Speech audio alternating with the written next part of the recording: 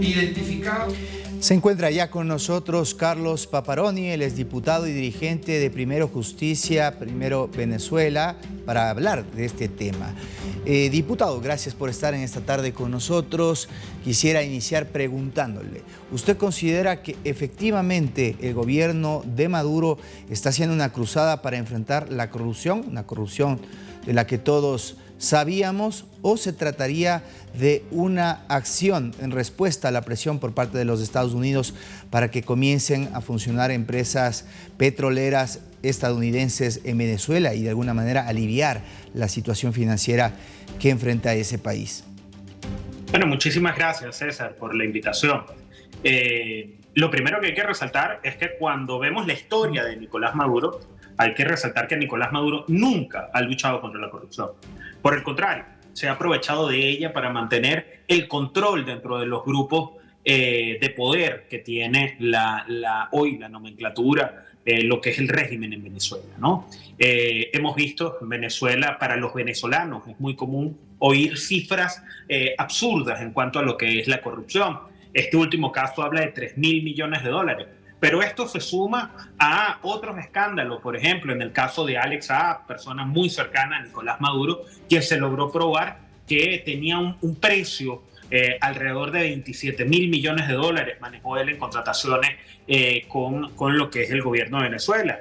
Se suman escándalos como lo que eran los recursos en Angola, cercanos a lo que era el exministro Rafael Ramírez, 4.000 millones de dólares. En Estados Unidos hoy existen 30 casos relacionados a la corrupción de PDVSA y hay 16.000 millones de dólares inmersos en lo que son estos casos.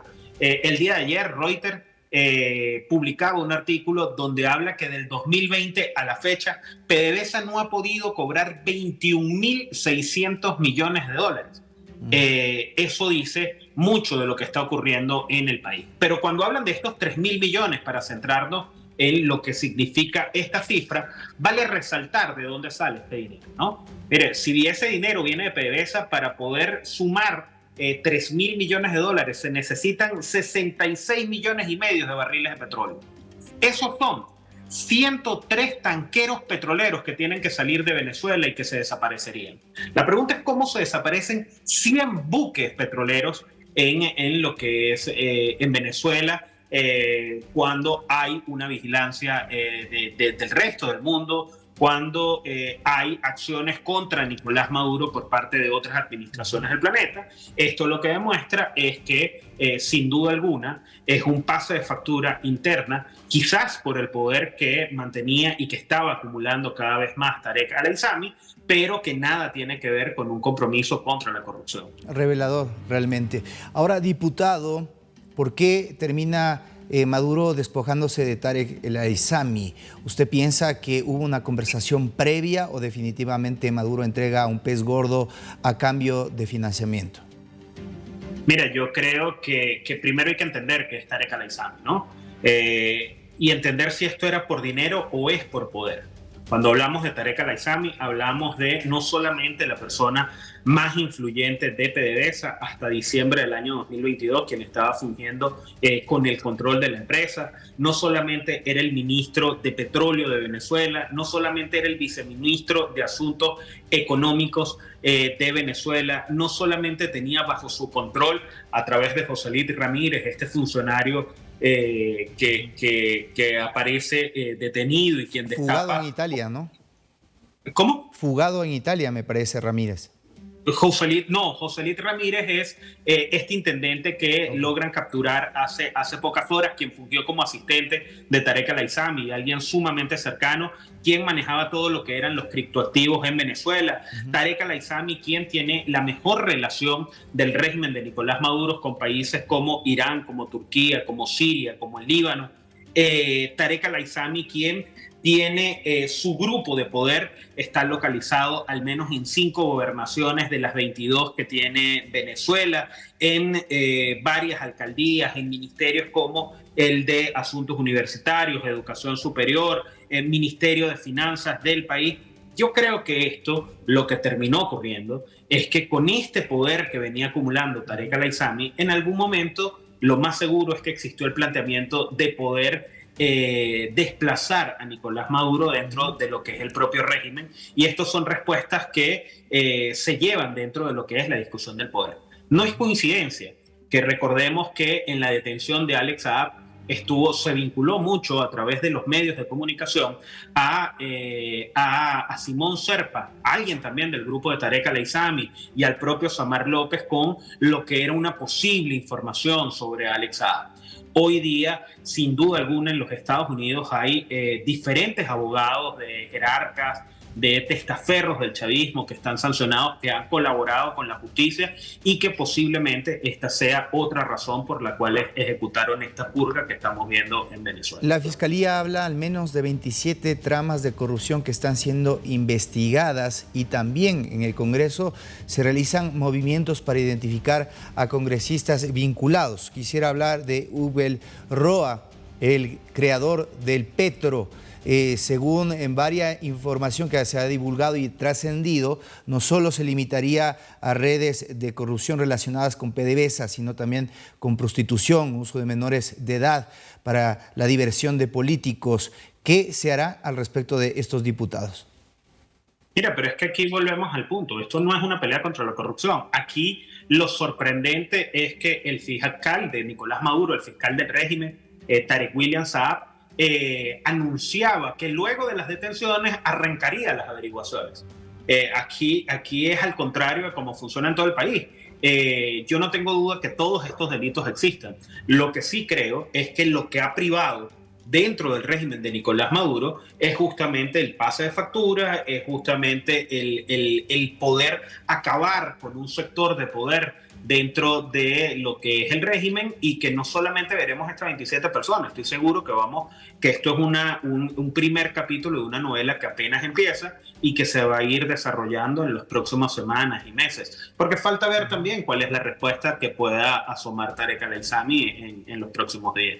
Ahora, Carlos, para hablarle con claridad a la gente, tú hablabas de estas cifras exorbitantes de petróleo que simplemente se esfumaron.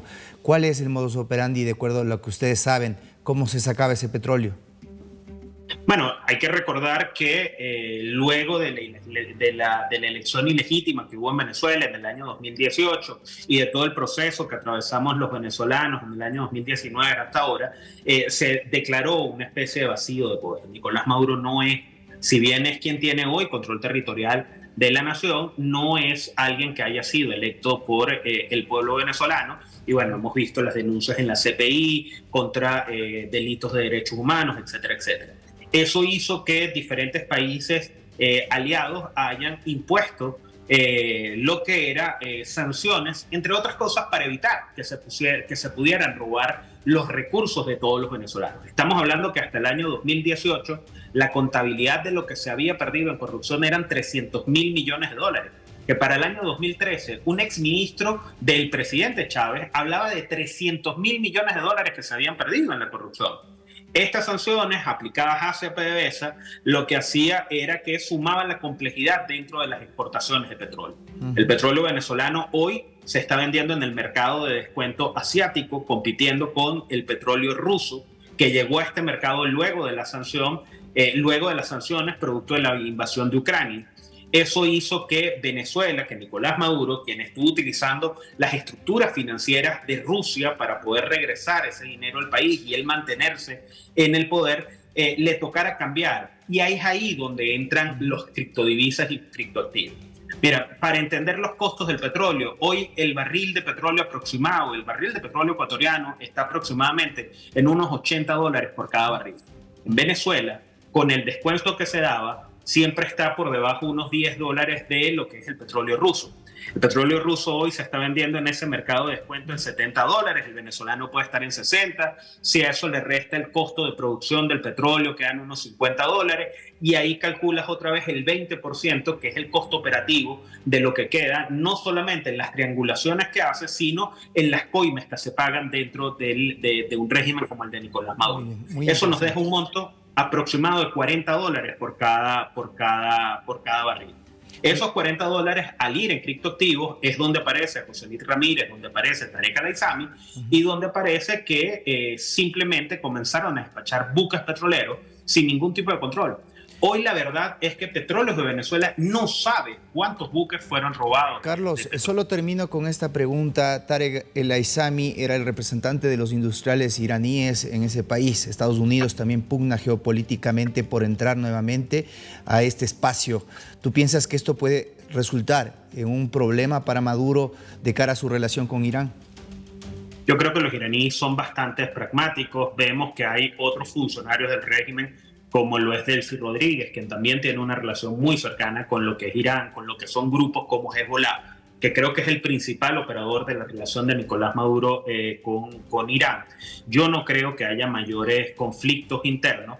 Lo que sí creo es que hoy esta muestra de Nicolás Maduro de sentirse todopoderoso, creo que puede generarles algunos costos internos que, bueno, faltaría ver de nuestra sapiencia y la de los aliados en cómo nos aprovechamos de ella.